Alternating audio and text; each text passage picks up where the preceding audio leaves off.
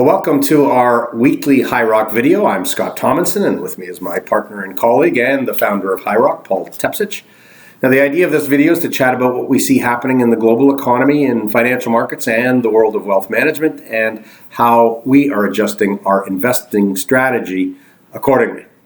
So, Happy New Year. And to all our watchers and listeners. Absolutely. And on an administrative note for our clients, we will be sending out our fourth quarter and year end of 2017 reports shortly. We actually have a new portfolio management system that you'll be witnessing, the reports of that. There has been a couple of very minor glitches. We are clearing those up with our custodian, Raymond James, but we expect to have those in your hands over the course of the next week. All right, well, Paul. And by the way, for those who might be tuning in for the first time, we do have a website for more information, and we invite our clients to check it out from time to time, www.highrockcapital.ca. Okay, Paul. So the last time we chatted was in December. Yep. And it's been a few weeks. We sort of rode into the year end with not too much new going on. Interestingly enough, the first couple of weeks of January have actually been very good for our client portfolios. Yeah, so are the end of December too. So two changes in fixed income, and I think we talked about this before the year end, our last call, but we had sold out of all of our 10-year Government of Canada as we did buy back half at cheaper prices, lower prices, and then we bought back a bit more at even much lower prices. And we're pretty well at our weight in those, so that was turned out to be a fairly decent trade for us to be nimble and tactical in that 10-year Government of Canada position. Newer clients, we did add some investment-grade bonds, which turned out fortuitous as well. As rates rose, the bond prices of those investment-grade bonds dropped in price. Within tactical, and we've spoken about it a little bit in the past, and you'll read it in our quarterly letter to you, but the most major change has really been we have not added any what I would call hydrocarbon energy risk, so oil and gas. We did make a bet over the course of the year on oil and gas. Some of those positions worked out, some did not. We didn't add when prices got hit down even further, and I think that was probably the right call, although they did rally or move back up. What we did do in place of oil and gas energy, and we talked about it before, is cobalt. We have added to our cobalt risk. We own Sherritt bonds, which was our initial position we've had for multiple years for our longer existing clients. We all of our clients own that bond. We did add Sherritt stock, the equity in the same company. So I think that stock could be over time a 2, 3, 4 multiple. Whereas the bonds have gone. We started buying some of the bonds in the low 60s, are now up at 90 cents. So I don't think that bond has a lot more left in it, but I think the stock could be a double, a triple, etc. We also added to a cobalt streaming company, which actually I'm meeting both with Sherritt and the cobalt streaming company, Cobalt 27, on Thursday at a conference. We have a one-on-one meeting with both those companies. And I think both are of value, and there's a really great story in cobalt. So that is the one change in our tactical model, is we've kind of moved a little bit away from hydrocarbon exposure, and we've moved into a little bit more cobalt exposure, and that did start helping our returns right around the end of the year, and as you said, Scott, even the first 2 weeks of January. And a lot of that at the same time as we continue to keep our exposure to global equity markets in general relatively light. Right. And we can talk about that in a couple of minutes, but really we still feel that, and especially the U.S. equity market is pricing itself, all the good news priced in fully, and perhaps then some. Yeah, but every week. It is what we consider to be a fairly high-risk situation, and by virtue of that, when we see high risk that doesn't warrant being in our portfolios. We shy away from that to a large degree. From a global perspective, one of the things that we've been monitoring closely and talked about a little bit in the past is the liquidity that central banks have put into the system since the financial crisis, and was substantial for a long time until in 2015 the U.S. Federal Reserve started to end its quantitative easing and have gradually started raising interest rates, also drawing liquidity from the system. But in October of 2017, they also started to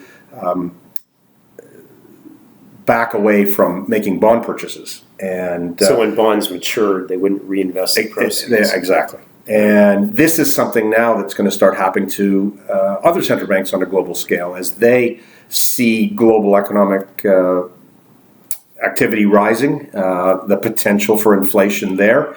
And I think we agree that there should be, and in all likelihood will be, central banks taking liquidity back, perhaps not raising interest rates as much as slowing down or ending their bond purchases. That has, the liquidity in the system has helped stock markets significantly when there were issues underlying the global geopolitical system. And a lot of what was happening was, even though we were getting issues with some of the geopolitics in the world, the negativity was not being represented in the stock market, clearly because there was a lot of excess liquidity that needed to be invested. Now we may see a bit of a different situation. And when bond yields were so low, investors had no other options than to go into stocks. And I think that's partially what's driven stocks higher. Now bond yields have actually moved higher, significantly higher, especially in the short end, the 2-year sector. So maybe, and I wrote a blog on this, I think, last week, but maybe large institutional investors will start gravitating back towards government bonds now that you're getting a 2-year U.S. Treasury at 2%. It starts looking a little better than at 50 basis points. Sure, and the Canadian 2-year now, with the expectations of the Bank of Canada raising rates tomorrow, as well as releasing their updated monetary policy report, that's pushed Canadian 2-year yields higher too. The yield curve continues to flatten. As you all know, we think that the flattening yield curve represents the potential for some slowing economic activity down the road, so maybe the second half of this year. But at this particular point in time, anyway, as we head into all the data we're getting at the end of 2017 data, we're seeing stronger economic activity on a global scale. We are seeing some upticks in inflation. Certainly the consumer was active in the U.S. over the Christmas period, so they certainly were feeling pretty good about themselves. Canada too. And in Canada. And that does lead us to believe that the central banks will start to, or certainly tomorrow the Bank of Canada will, the expectations are that they will raise rates by a quarter, but certainly in March we'll get the Federal Reserve, and it is thought... No, they come the end of January. Sorry, the end of January? 29th, I think. Is that when we expect to see the first increase in... Okay. Well, not necessarily the first increase, it's the first meeting of the year. I think the first increase is likely to be March. But if economic numbers and inflation continue to power ahead, that may drive the U.S. Federal Reserve as well. Currency swings, interestingly enough, huge. We could see, we have seen the Canadian dollar rise significantly. On the backside now, we know that NAFTA is not in the spotlight, but it is very close to page one. We're not there yet with the next round of NAFTA meetings, but soon. And what do you think? I still think the bank will care a lot about NAFTA. I think NAFTA affects our economy in huge ways. And ultimately, no matter how this plays out, if it's NAFTA 2.0 or Free Trade Agreement 2.0, it's going to be worse for Canada. So I think the bank is well aware of that.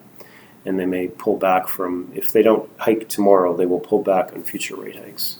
So, And that could swing the Canadian dollar. could. It's been very volatile. Yeah. All these currencies have. I mean, the U.S. dollar is getting hammered right now, and that's been good for commodities, Yeah. right? All priced in U.S. dollars. Oil's up at almost $65 a barrel. Yeah. WTI. Brent's over 70. And finally, the elephant that we never really talk about, Bitcoin.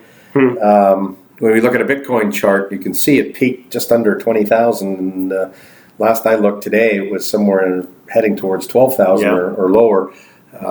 It looks like it's breaking down from a technical perspective, but we'll keep an eye on that. But of course, and for anybody who we have had that conversation with,